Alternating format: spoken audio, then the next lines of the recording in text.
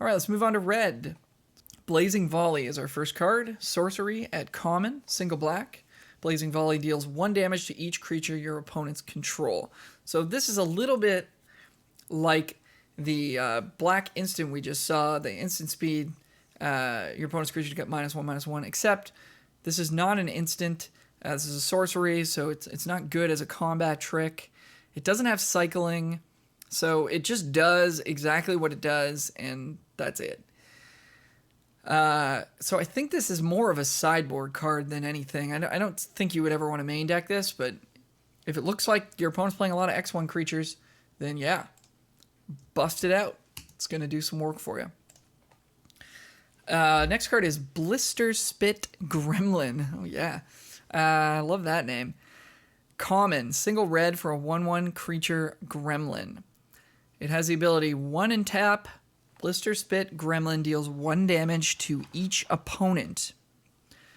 Whenever you cast a non-creature spell, untap Blister Spit Gremlin. So we did see that otter in blue that cares about dealing damage and drawing a card, but it doesn't have mutate, and this does not have mutate, so there's no way to get those going together, I don't think. Paying 1 to do this ability is kind of prohibitive. Like, we've seen Goblin Fireslinger in the past, which is 1 mana, 1/1, tap, deal 1, which was, like, pretty good. And I mean, in a set that cared about dealing 1 to your opponent, it was a nice one to have, but it wasn't great.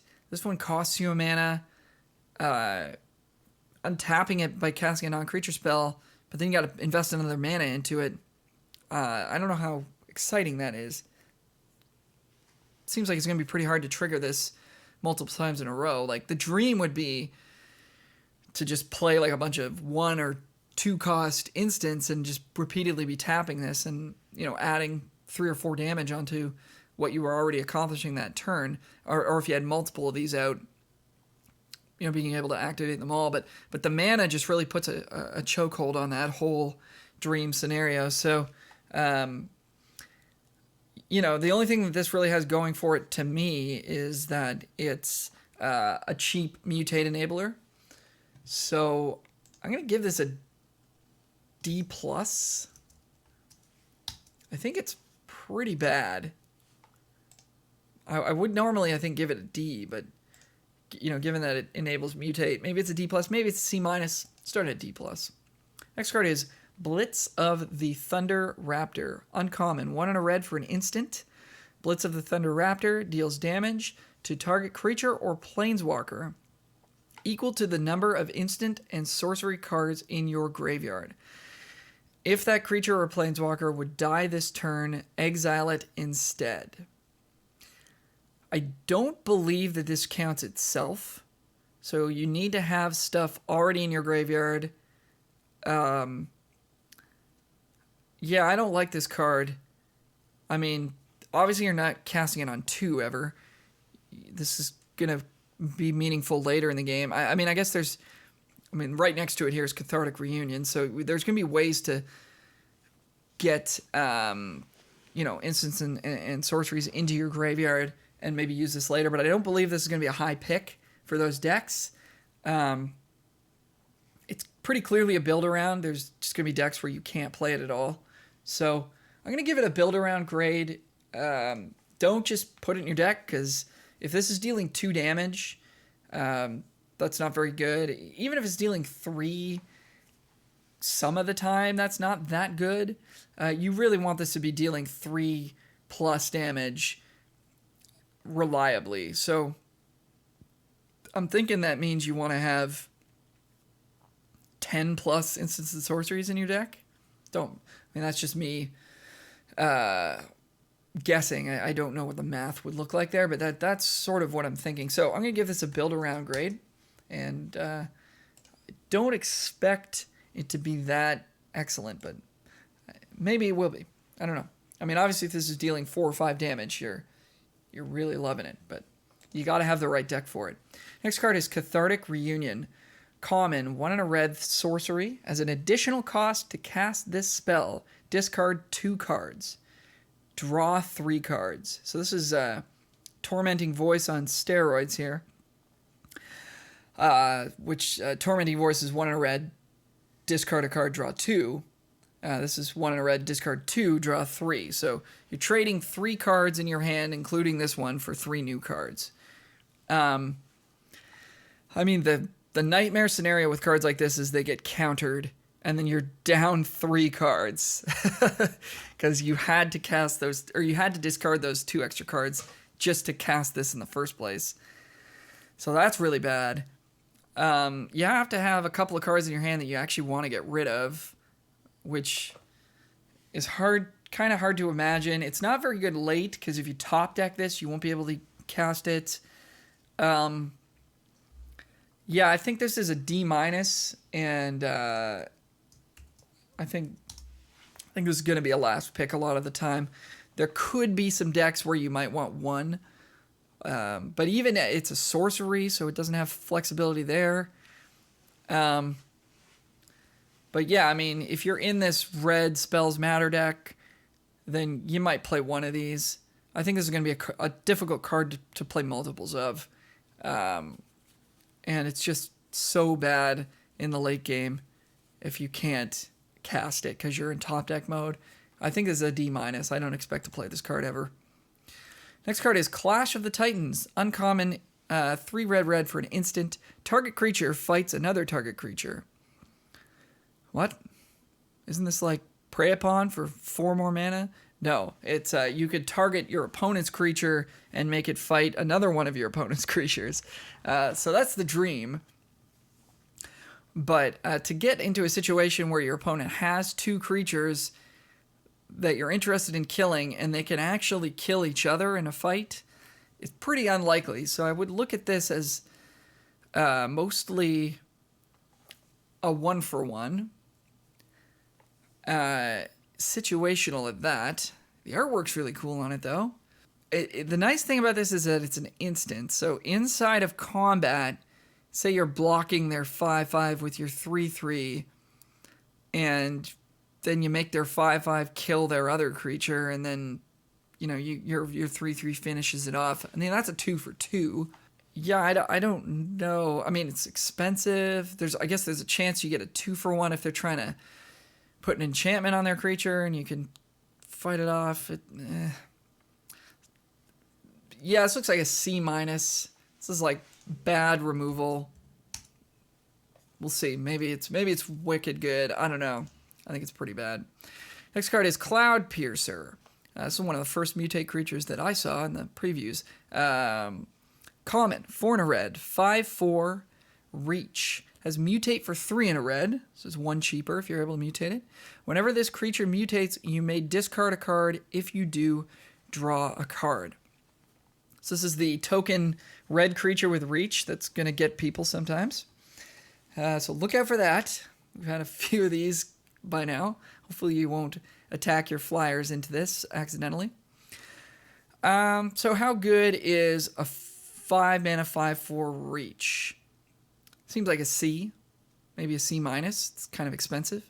How good is a 4 mana 5/4 reach? Yeah, that's good. That's like a C+. And then how good is a 4 mana 5/4 reach that lets you rummage if you want? It's probably about the same. C+. Again, this is from that cycle of common mutate creatures that seems to be pretty pushed. So the black one wasn't super exciting. I think we gave it a B-. Yeah, we did. It makes them discard, and it could repeatedly make them discard. Repeatedly being able to rummage is powerful. It's kind of weird, though, because if you're repeatedly mutating onto this, you're probably requiring more and more land anyways, right? I guess not necessarily. Your creatures can just be cheaper. I like this at C+. I don't know how important the rummage part of this is really going to be. And you kind of have to be set up for it. It already costs 4 or 5 mana on its own, so it's going to be more difficult to sort of hold those lands that you want to get rid of. So I'm going to give this one a C+. 5/4 for 4 is a lot of stats, and reach is a nice bonus. So I like C+ for this one. Next card is Granteth Stinger, another one of the early preview cards. This is a common, 1 and a red for a 2/2 creature, human wizard. Don't know how many humans are in red, but maybe there's a red-white humans thing as well.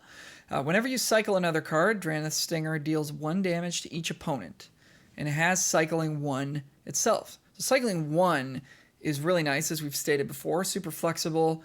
If you just need to hit your second land drop, you can keep this. And if you're in a heavy cycling deck, you might be playing a lower land count, 15 lands maybe. So you're going to be a lot more likely to see 1 land opening hands, in which case you're going to be happy to have cards with single mana cycling on them. 2 mana 2/2 is totally serviceable, and then this might deal an extra couple of damage. If you're really heavy cycling, maybe this deals 4 or 5 damage, and that's quite good on a 2/2 body. If you have multiple of these out, then every time you're cycling, you're shocking your opponent. That's pretty strong. I like this. I think it's just a solid C, but I mean, you can see how this could get out of hand if you get multiples of these. So this is going to get better as your cycling deck comes together more and more. All right, next card is Everquill Phoenix. This is a rare 2 red creature Phoenix, 4/4 with flying. It also has mutate for 3 and a red. So same converted mana cost, but less red mana. So I guess that makes it easier to splash, I guess. I'm not really sure what the... I mean, obviously it's easier to splash if you're planning on mutating it, but harder to cast if you're not. Not really sure why it's designed that way, but that's how it appears here. So 4/4 flying for 4, either way you look at it. Whenever this creature mutates, create a red artifact token named Feather with 1 sacrifice feather, return target Phoenix creature from your graveyard to the battlefield tapped. So you are really looking to mutate this the first time you cast it, and then, I mean, you've got a 4/4 flying, so you're probably winning the game, but then, of course, if it dies, you've got a little bit of reassurance that you can just get it right back. That's pretty insane. And then if you mutate stuff onto it after that, you're going to get more of these feathers, and it can also return other phoenixes from your graveyard if there's other phoenixes in the set. So yeah, this is great. I mean, 4 mana 4/4 flying is already like an A- probably. And I mean, 4 mana 4/4 flying that comes back for 1 mana is at least an A. So yeah, let's give this an A. Could even be better than that. It's probably not the best card in the set though, so we're not going to give it A+, but yeah, really good. Next card is Ferocious Tiger, a cat ape. Tiger mixed with a gorilla. Common, 3 and a red for a 4/3 creature cat ape. Ferocious Tiger enters the battlefield with your choice of a trample counter or a menace counter on it. So I think typically you'd be going with the menace. So 4 mana 4/3 with menace. It feels like a C to me. 4 drops, not something you want a ton of. But the stats are pretty good. It's attacks for a good amount of damage. Menace is pretty good. You can mutate onto it, keep the menace. Or if you know you're going to be mutating something crazy onto it, you can pick trample. A little bit of flexibility there. I think it's just a rock solid C. Next card is Fire Prophecy. Common, 1 and a red, instant. Fire Prophecy deals 3 damage to target creature. Excellent. And there's more. You may put a card from your hand on the bottom of your library. If you do, draw a card. So this even gives you a rummage if you want it, which is real nice upside. And I mean, 2 mana deal 3 at instant speed has always been one of the best commons in the set, so I see no reason why this isn't a B+ right off the bat. So yeah, love it. And then that upside, I mean, being able to tuck a land and draw a new card, I mean, that's late in the game. That's 2 mana, kill something, draw a card. That's really good. So yeah, I like this at B+. Really, really good card. Probably the best red common right off the bat. Ooh, we forgot to rank our black commons. We'll have to go back and do that as well. Okay, Flame Spill is the next card. Uncommon, 2 and a red, instant. Flame Spill deals 4 damage to target creature. Excess damage is dealt to that creature's controller instead. So that's pretty cool. Trample on your removal spells. Love it. 3 mana, deal 4 instant speed. I mean, that's been rare in previous sets. So, yeah, that's really good. And, I mean, there's a world where they're at 3 and they have a 1/1 and you just get to kill them with this. Or they're at 2, they have an X2, you get to kill them. So that's some nice upside. Again, it's splashable, instant speed. Removal is going to kill most things. Yeah, I like this at B+. Could even be an A-. Yeah, love this card. Really good. Footfall Crater is next. Uncommon, red. Enchantment Aura, Enchant Land. This is great artwork, by the way. I believe this is a Land Before Time throwback. Enchanted Land has tap. Target creature gains trample and haste until end of turn, and it has cycling 1. This card is really bad, I think. You put it on your land, and then it requires you to tap that land to give a creature haste. So any creature you want to give haste, now you're playing it 1 mana off curve, which matters a lot in the early game. Matters a lot less in the late game if you're just sort of top decking 5/5s and throwing them at your opponent right away. That can be kind of powerful, but I don't think this card is good. Obviously, cycling 1 is nice. If you're in the cycling deck, you're probably just going to play it anyways. And then maybe there's, late in the game, it allows you to haste out something and just kill the opponent. But yeah, I think I don't expect to ever play this card. I think this is going to be a D-. Again, if you have need for cycling, then sure, you'll play it. But you're not playing it because it's a good card. You're playing it because it has cycling. So let's go D- there on Footfall Crater, although we love the artwork.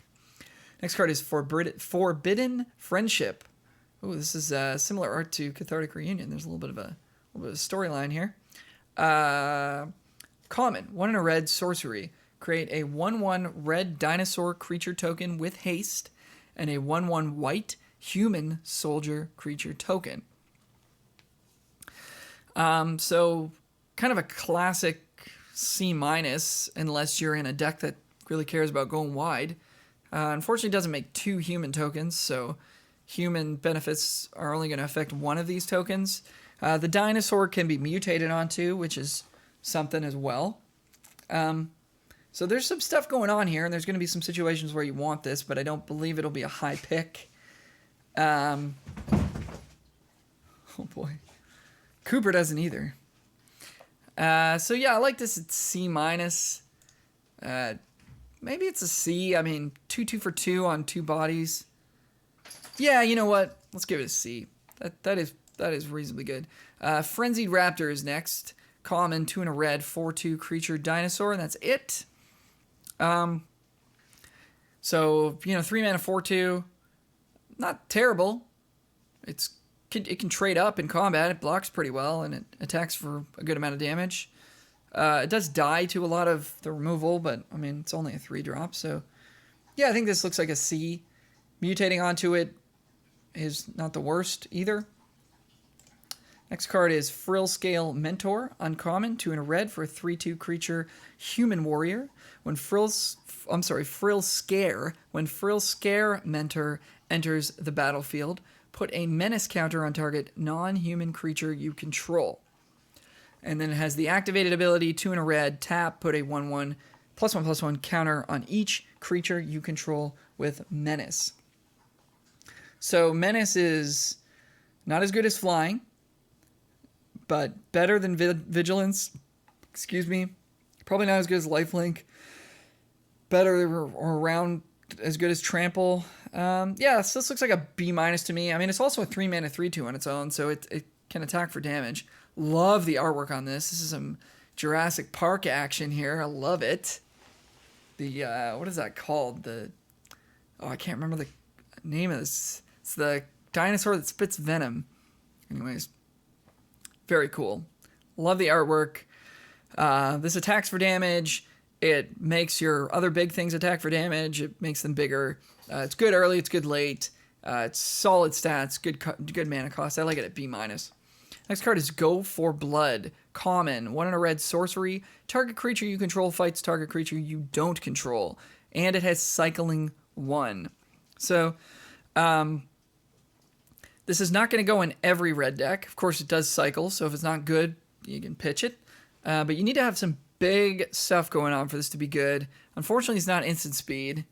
That would really make it a lot more exciting, because if your creature was going to die to removal, you could just, take something down with it. Prey Upon at single green without cycling is typically a C, so I'm going to give this one a C as well. A little bit of flexibility with the cycling there. But it's below average for what you would want removal-wise. Next card is Heightened Reflexes. Single red for an instant at common. Target creature gets +1/+0 until end of turn. Put a first strike counter on it. So, yeah. Sure Strike, I guess, is the most recent thing we've seen like this. Which costs 2 mana, gives +3/+0 and first strike until end of turn. We have seen one like this, single red, +1/+0, first strike, maybe scry one. First strike sticking around is pretty sweet, though. First strike is like a very powerful ability that's kind of been printed less and less, or changed to be like, has first strike on your turn only, or first strike when attacking. But they've been doing less and less just straight up first strike, because it's, really, really strong. So I think this card is actually a little bit better than it looks. That being said, it doesn't do anything on its own. So, it's going to allow your creature to maybe win combat, and then, have first strike from there onward. Like, if we looked at the aspect of Manticore from Theros Beyond Death, that was 3 mana. +2/+0, first strike till end of turn, and then the +2/+0 sticks around. And I mean, that card was like pretty playable. There's obviously enchantment synergies and stuff, and it wasn't at the top end, but the first strike sticking around, I think, is a lot better than the power boost sticking around. So I like this one at C-. I think this is going to be a pretty good combat trick. You're going to want to play one of, probably not 2 of, but maybe you wouldn't be the worst. Next card is Lava Serpent, common, 5 in a red for a 5/5 creature elemental serpent. It has haste and cycling 2. So, I mean, you're going to be cycling this a good amount of the time, I think, because 6 mana is a lot. 5/5 haste is good, I guess, on turn 6, but it's not the best thing you could be doing. If this didn't have cycling, it'd probably be a D. So sure, let's give it a D+. Not a card you're going to be looking to draft early or often, or play multiples of in your deck. Because as far as cycling goes, there's a bunch of cards that have cycling 1, and those are going to be more sought after in a deck that cares about that. So D+ for Lava Serpent. Next card is Luka, Coppercoat Outcast. This is a mythic rare. Planeswalker, 3 red for a 5 loyalty Planeswalker. Its +1 ability is exile the top 3 cards of your library. Creature cards exiled this way gain. You may cast this card from exile as long as you control a Luka Planeswalker, which of course this guy is a Luka Planeswalker. So exile the top 3 cards of your library. You can cast any of them that are creatures as long as you've got this guy still. I guess it's okay. I mean, you're going to have something in play to protect this, because it's plussing to 6, and then if your opponent's able to kill it, you don't get to cast any of the cards you drew, although 6 is a lot, so it's unlikely your opponent's going to be able to just kill this the first turn it's out. So you might get 1 or 2 of these revealed cards able to cast, plus your opponent had to throw their whole board at your Planeswalker, and all the rest of that. So that seems pretty powerful. -2, exile target creature you control, then reveal cards from the top of your library until you reveal a creature card with higher converted mana cost. Put that creature onto the battlefield and the rest on the bottom in any order. Probably not going to be all that impactful and limited.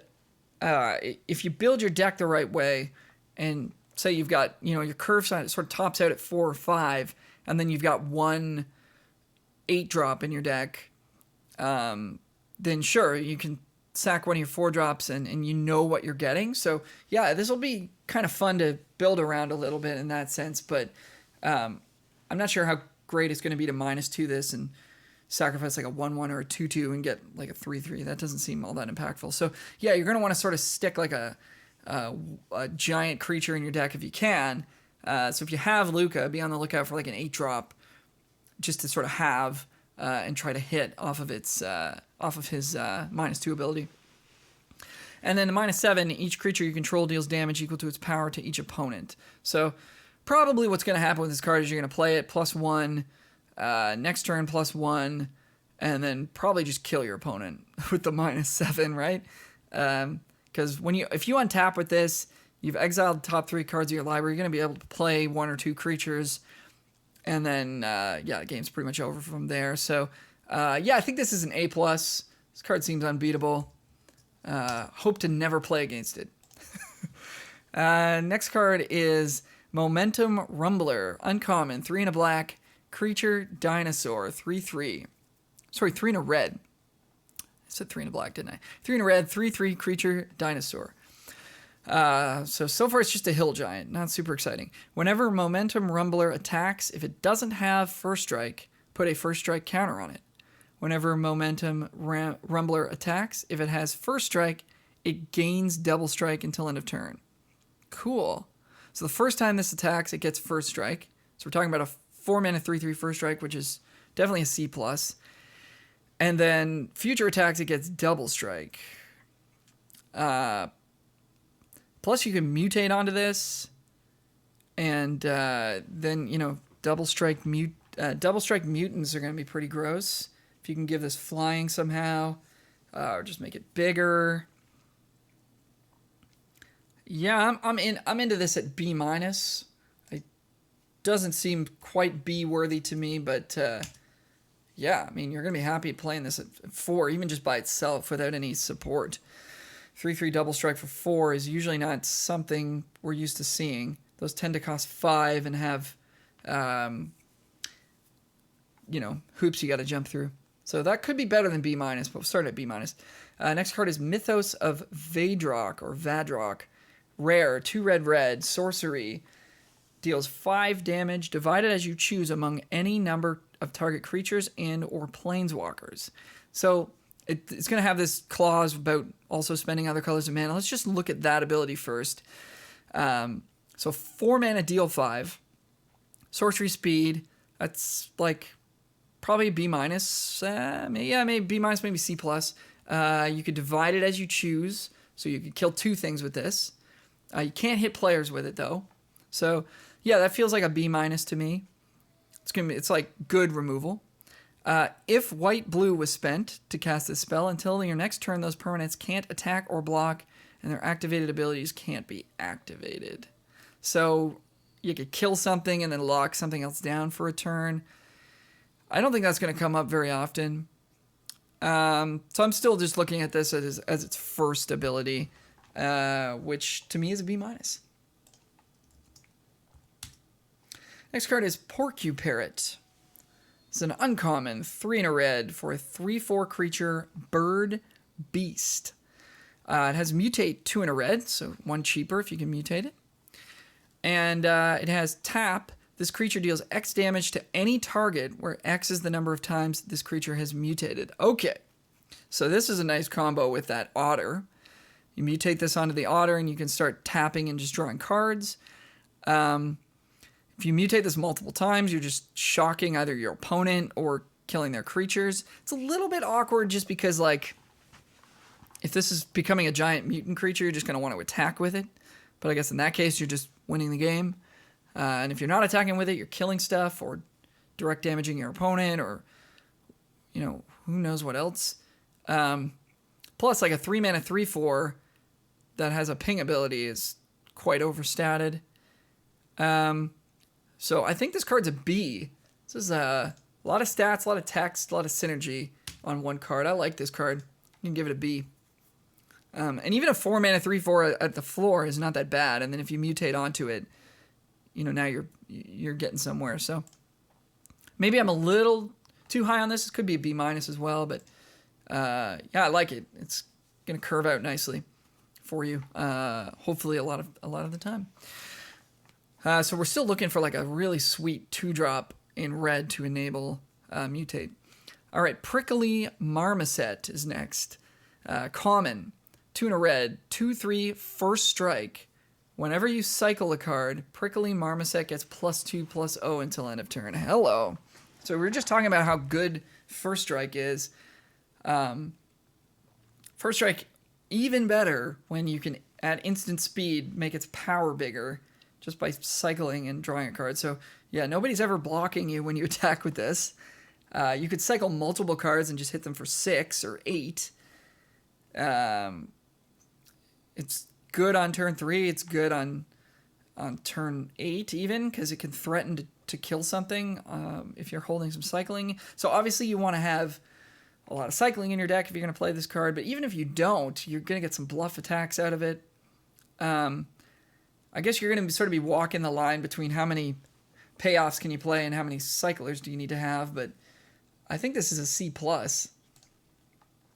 I mean, this gets in for 4 a couple of times. Like, that's really good. And I mean, if it's trade, or if it's killing other creatures and you're cycling and drawing cards, that's also really good. This card looks very strong. Also, keep in mind it's a non-human. It's a monkey, so can get mutated onto and holds all those abilities. You can still just cycle and give it +2/+0. It's gonna have first striking. Yeah, man, like this is real good. C+.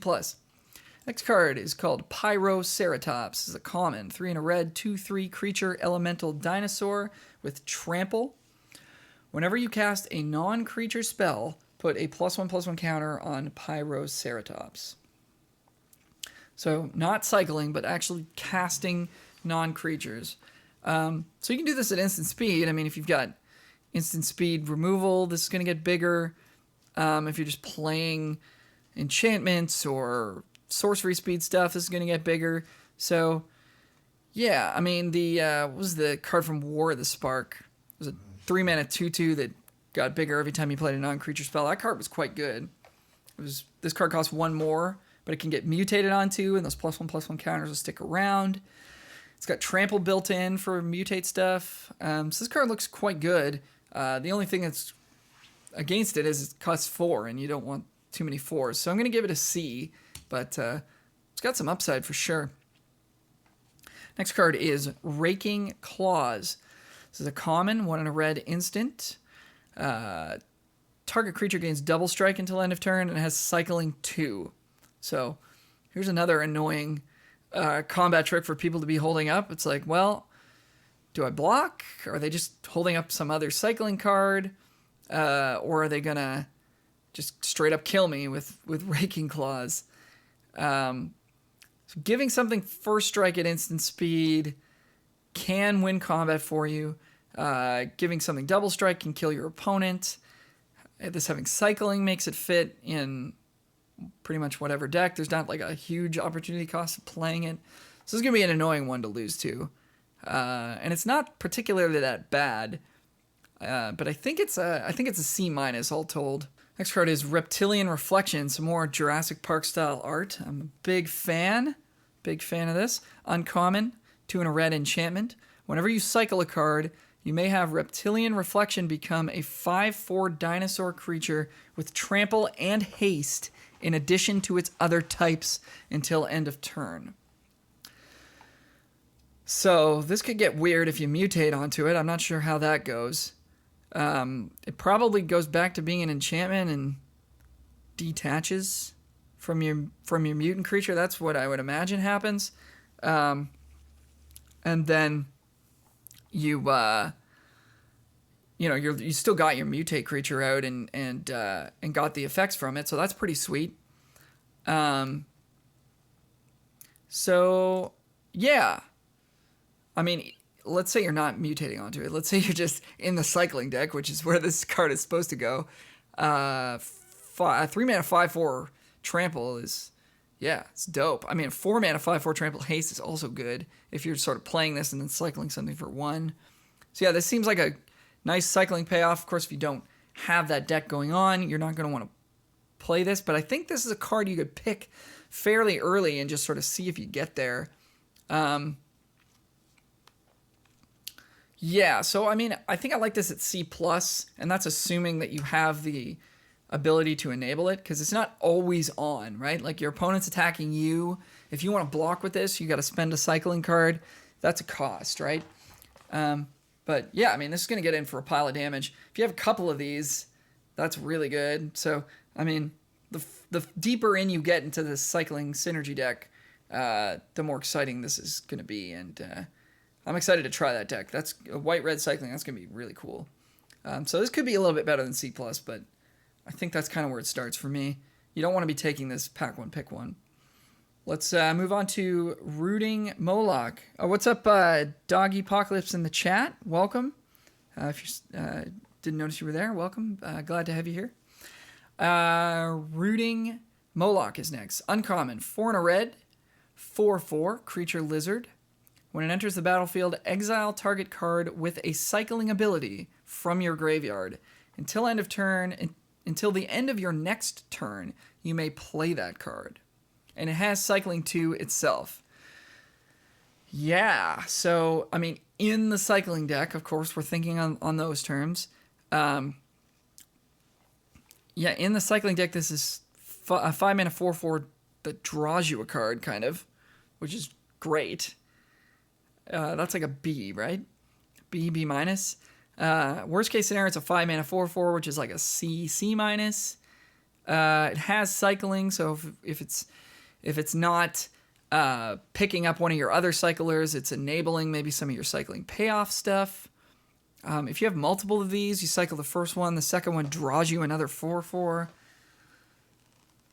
Jeez, I like this card. Strike against it is that it costs 5 mana. So let's start it at B minus. But if you're really, really in this deck, then sure, you're like, it's good. It's going to enable your cycling payoffs, and it itself is a cycling payoff. So this is the type of card you would want to look at drafting early, because it kind of enables both sides of the deck. And then if you get into the deck, this card's for sure going to make it. If you don't get into the deck, it still might be playable. So yeah, I think this card's pretty darn good. Started at B minus. Rumbling Rockslide is next. Common, 3 and a red, sorcery. Rumbling Rockslide deals damage to target creature equal to the number of lands you control. Yeah. So 4 mana deal 4 on its face at sorcery speed. That's pretty good. That's like C+. It grows with your game. So on turn 8, it might be dealing 6, 7, or 8 damage. Probably 6 or 7, which is, kills anything within reason. It's 4 drops. You don't want too many of them. So I think this is at least a C+. But I think we can go as high as B minus on this one. Seems like semi-premium removal. So let's do that, B minus.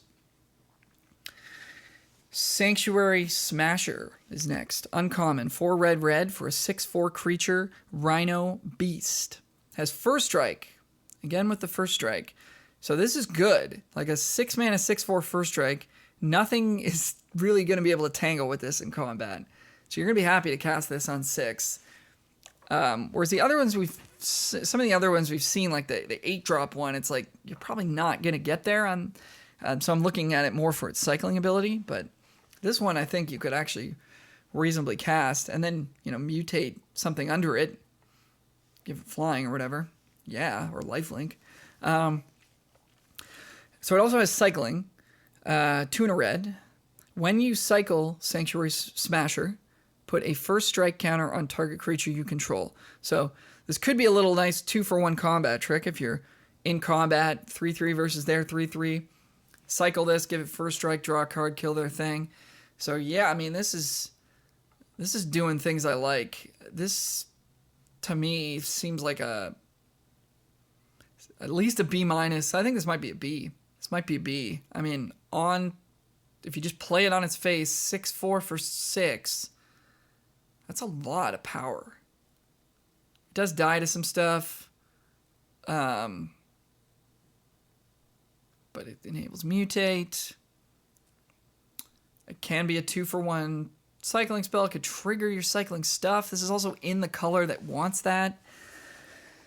I'm going to go B on this. That could be a little bullish, but it just seems to check all the boxes. It's good early. It's good late. It's not too expensive that it's prohibitive. It's got text that matters for the cycling theme. It triggers mutate. It just does everything. So yeah, I'm into this. I'm not picking this over the 2-mana deal 3. Am I picking it over Rumbling Rockslide, 4-mana deal 4?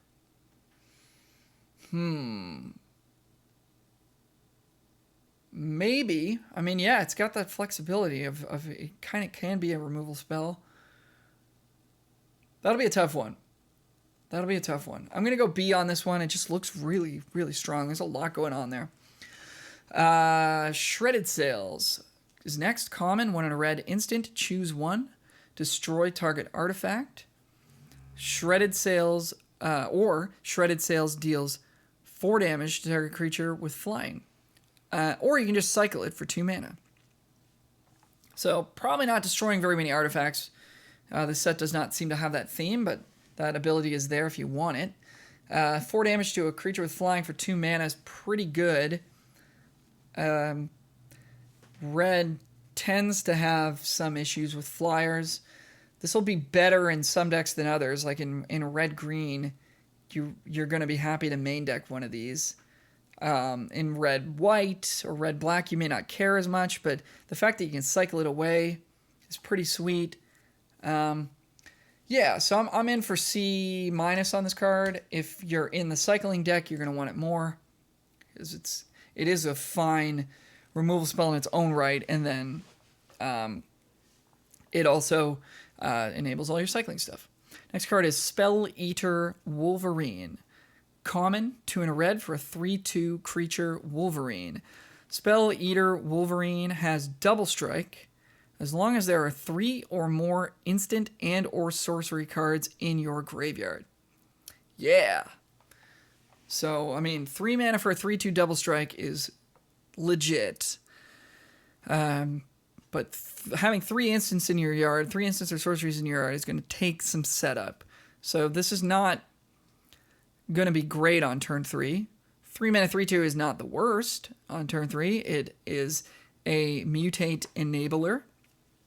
And later on, you got your mutant happening. You hit that 3 count in your graveyard. Now you got double strike. That's a nice little bit of upside on a card that's already fine. I mean, a 3 mana 3/2 that enables mutate is good. So I'm gonna start this one at C.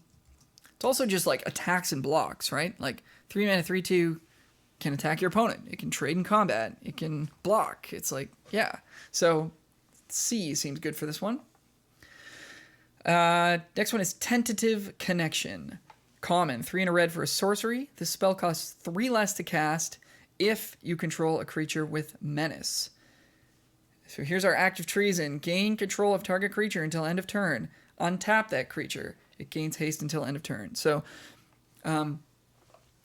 if there's a red-black sacrifice deck, it's going to be all about getting a bunch of these and a bunch of ways to sacrifice stuff.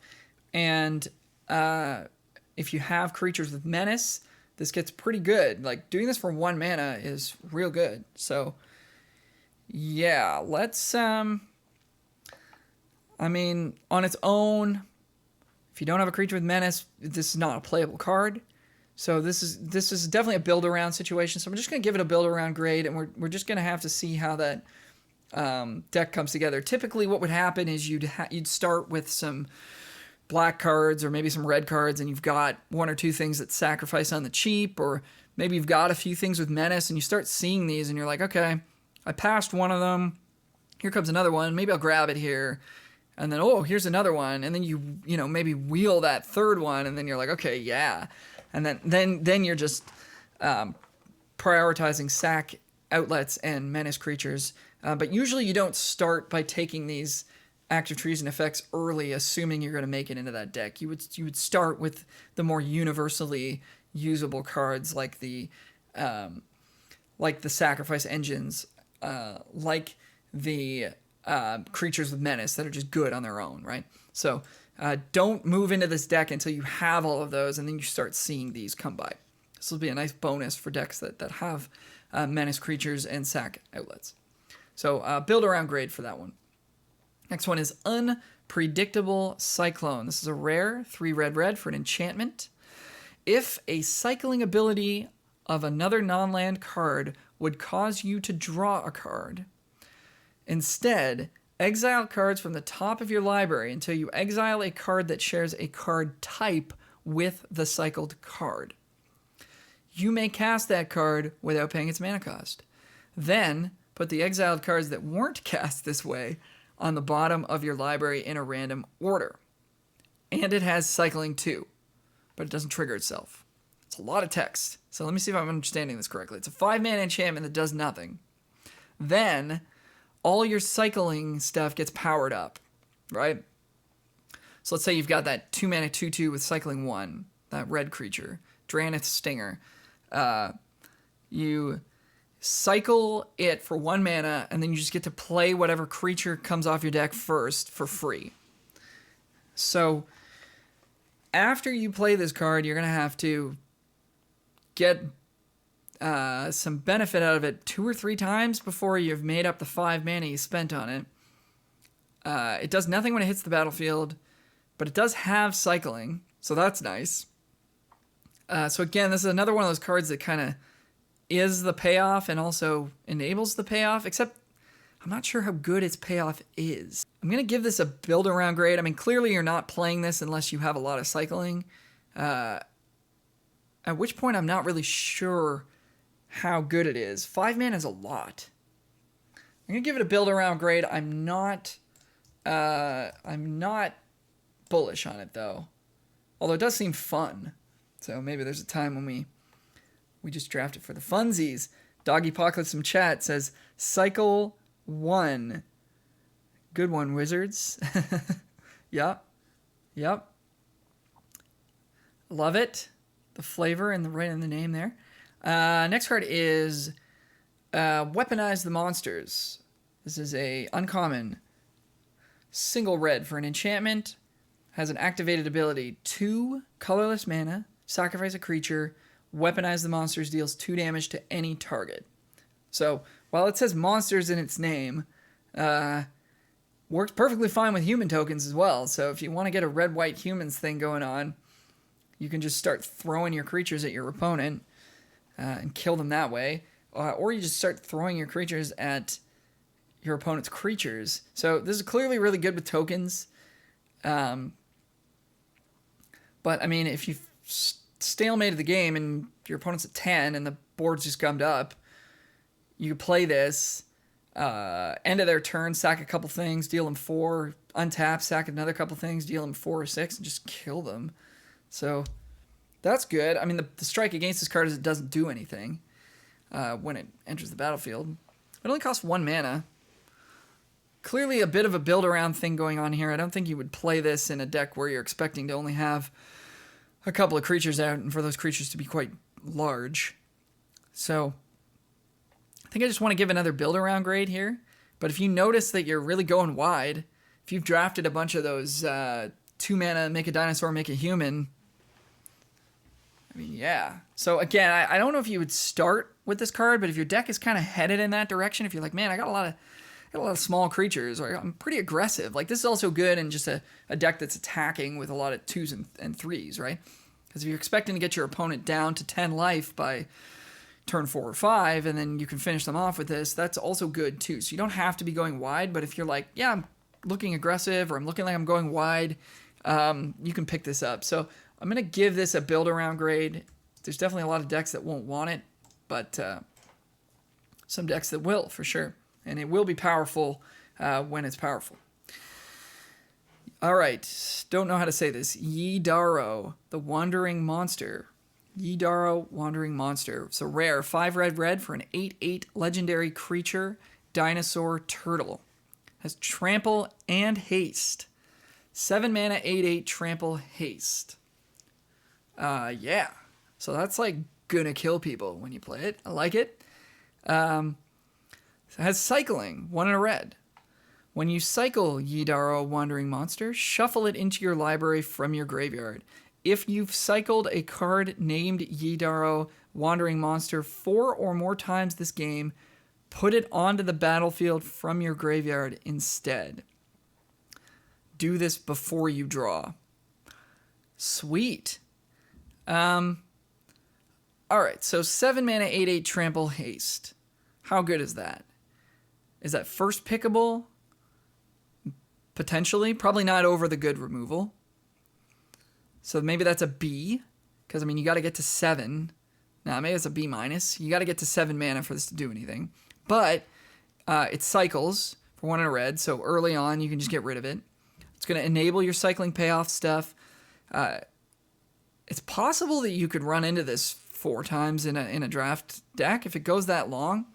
And I mean, the longer the game goes, the smaller your library gets, so the more likely you are to hit this card. It'd be interesting to see how often this comes up. If you can draft multiple of these, then that's going to be really dope. I wonder if the red deck in Standard plays 4 of this just to try to cycle through them. Probably not. It's probably not good enough. Paying 2 mana 4 times and dealing 8 damage is not Philosophy of Fire worthy, but I don't know. I'm kind of into this. In the cycling deck, it's better, of course, but you could just play this. I think it's a B minus. Yeah, let's go B minus on this. It pays off. It enables your cycling payoffs, but it itself is not really a cycling payoff. But it's just a big thing to play for 7 mana. So yeah, I like it at B minus. So our top 5 red commons: number 1, Fire Prophecy; number 2, Rumbling Rock Slide. It's hard to say. Number 3, Cloud Piercer; number 4, Prickly Marmoset; and number 5, Granteth Stinger.